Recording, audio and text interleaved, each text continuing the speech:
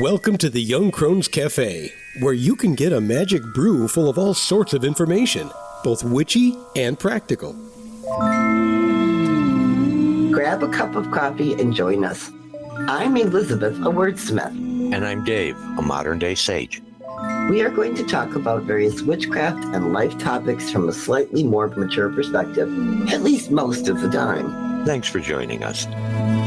Here's a little something from the Young Crones Cafe to get you through until our next regularly scheduled episode. This has been a crazy week in terms of politics and court cases and everything else in our country. And I have managed to unplug myself from watching the train wreck or car crash or whatever you want to call it that seems to be playing out on the news. And I have decided that this extra is going to focus on the fact that we can all use a little peace, i.e. serenity in our lives sometimes. And how do we go about finding it? As a witch, a practicing witch for a long time, I've learned to relish the diversity in others, that they can have beliefs that are radically different than mine, and their practices are just as valid and real to them as mine are to me.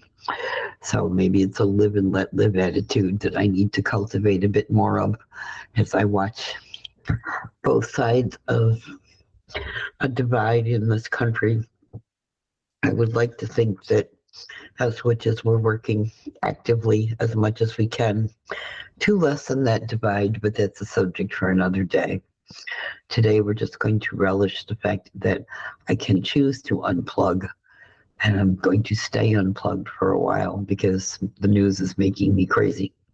It is threatening that sense of serenity that I like to think I carry with me more days than not. However, if you're in need of a little peace or calm or anything else today, go outside for a minute, if that works where you are and the weather's appropriate, and sit on the earth and let its energy absorb some of the stress and negativity that we seem to collect some days. It's a wonderful solution. Another one is to stand on top of a hill and let a good breeze blow through you and let it take all that crazy monkey mind that we all have some days away, leaving you with that sense of clarity and calm for a minute or two anyway. Or light a candle and sit in front of it and relish the fact that we are connected to these elements like fire, and just enjoy the fact that you can sit and meditate by focusing on a candle flame for a little bit. Or if worst comes to worst, take a nice long bath or shower if that's your thing, and let the water wash the stress away. I tend to turn to the elements when I am looking for that sense of calm, and I think that's what I'm going to do once I'm done talking to you. I cannot get to a hill today, and it's a little chilly at right this minute for me to go outside and sit on the earth. It's heading towards dark anyway, and quite frankly, I've reached the age where if I try to sit down on the earth, I've got to have somebody with me to make sure I can get back up again. However, I can go and take a nice shower and use some of my favorite shower gels. I like citrus because it seems to perk me up when I'm in this sort of mood. I just enjoy the water pounding down upon me and shut out the rest of the world for a while. I am going to stay unplugged from the news and various social medias for a while, I think. It's a good way to generate that peace of calmness and serenity. And when all else fails, I can fall back on what's been commonly known as the Serenity Prayer, which I learned a long time ago when I first got clean all those years ago in my own recovery. And it talks about having the power greater than me grant me the serenity to accept the things I cannot change, the courage to change the things I can, and the wisdom to know the difference. And it's that wisdom to know the difference that seems to be the part that I struggle with most some days when I'm banging my head against the wall yet again over something I can't change, like other people, places, and things.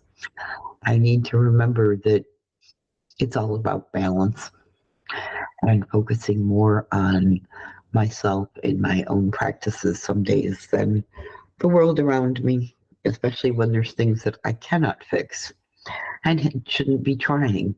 However, I can make my own world a little bit better. I can sit here tonight after I've taken that shower and spend some time talking with my grandchildren about their days and what their plans are for their lives as they get older if I want. I may color for a while, which I find happy. Or I'm going to find a nice comedy to watch on TV tonight, or maybe even some cartoons like I used to when I was a kid, and find something to laugh over.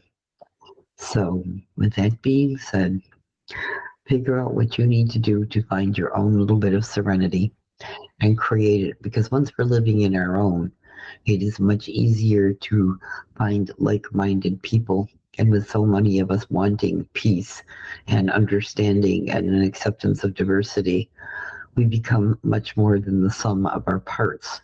We become that united whole that makes change for the world around us possible. So, with that being said, until next time, may you find mirth and reverence in all things.